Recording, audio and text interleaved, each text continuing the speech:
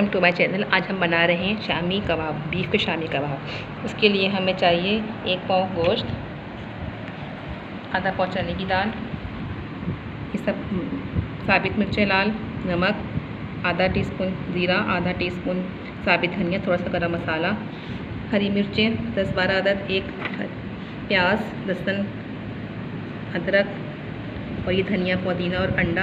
जब हम उसको पका लेंगे तो उसको शामी कबाब बनाने के लिए इसको काट के डालेंगे।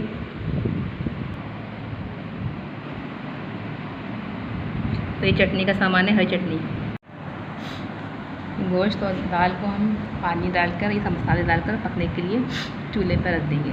उसको गोश्त गलने तक पकाएंगे, फिर हम इसको पीस के कबाब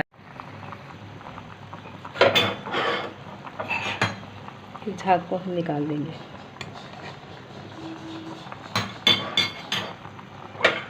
ये सब मसाला पर डाल देंगे और पकने के लिए छोड़ देंगे।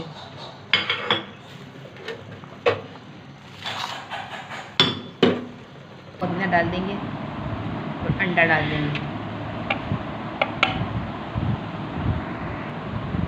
ये एक मज़ेदार कबाब तैयार है। इसको फ्राई करें और एंजॉय करें। वीडियो पसंद आई हो तो लाइक करें, शेयर करें और सब्सक्राइब करें। मिलते हैं अगली वीडियो में।